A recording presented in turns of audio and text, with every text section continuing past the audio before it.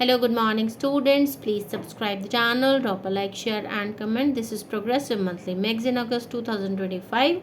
Exercise number 9 and 10 on the speed of 100 words per minute. Start. Madam Speaker, I rise to present the interim budget for the year 2019-20. Madam Speaker, the people of India gave a strong mandate to our government. Under the visionary leadership of Honorable Prime Minister Shree Narendra Modi, we have given the most decisive, stable and clean government and have undertaken transformational structural reforms. We have reversed the policy paralysis engulfing the nation and have restored the image of the country. The major achievement of this government was that we strived our utmost to change the mindset and ignited the self-confidence of the nation. I can proudly say that India is solidly back on track and marching towards growth and prosperity.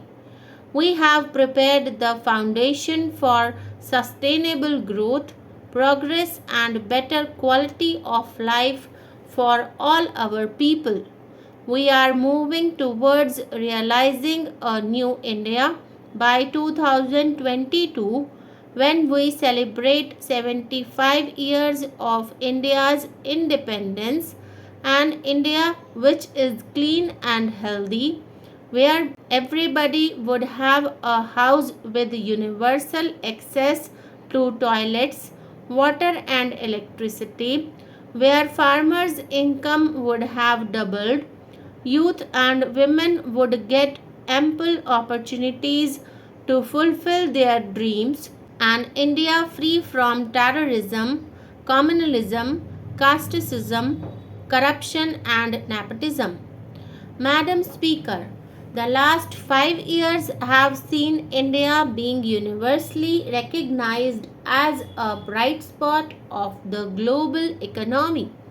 The country witnessed its best phase of macroeconomic stability during this period. We are the fastest growing major economy in the world with an annual average GDP growth during last 5 years higher than the growth achieved by any government since economic reforms began in 1991. From being the 11th largest economy in the world in 2013-14, we are today the 6th largest in the world. Besides generating high growth rate, we contained double-digit inflation and restored fiscal balance. Inflation is a hidden and unfair tax on the poor and the middle class. The average rate of inflation during 2009 to 2014 was a back-breaking 10%. The then Prime Minister admitted as much when he said, "We have also not been as successful in controlling persistent inflation as we would have wished. This is primarily because food inflation has increased." In contrast, our government broke the back of back-breaking inflation. We brought down average inflation to 4.6%, which is lower than any other government. From the high of almost 6% 7 years ago, the fiscal deficit has been brought down to 3.4 in 2018-19.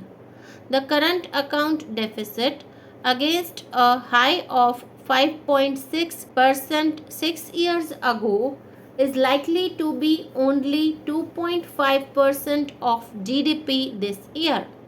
We contained the fiscal deficit notwithstanding the Finance Commission's recommendations increasing the share of the states from 32% to 42% in central taxes, which we accepted in the true spirit of cooperative federalism, thereby transferring significantly higher amounts to the states.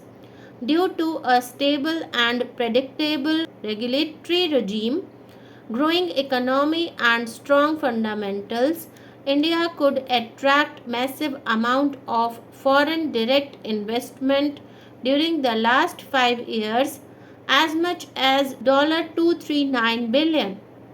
This period also witnessed a rapid liberalization of the FDI policy, allowing most FDI to come through the automatic route. Madam Speaker, the last 5 years have witnessed a wave of next generation structural reforms which have set the stage for decades of high growth. We have undertaken path breaking structural reforms by introducing goods and services tax and other taxation reforms. The period of 2008 to 2014 will be remembered as a period of aggressive credit growth, and as per RBI, the primary reason for spurt in non-performing loans and stressed assets. Outstanding loans of public sector banks ballooned from rupees 18 lakh crore to rupees 52 lakh crore during this period. Many projects were started that could either not be completed or had low capacity utilization, resulting in their inability to pay back their loans. There were high stressed and non performing assets NPAs amounting to rupees 5 lakh crore in 2014. Many more were hidden through restructuring or otherwise, which were discovered during asset quality reviews and inspections carried out since 2015. We put a stop to such questionable practices and stopped the culture of phone banking. The 4 R's approach of recognition, resolution, recapitalization, and reforms has been followed.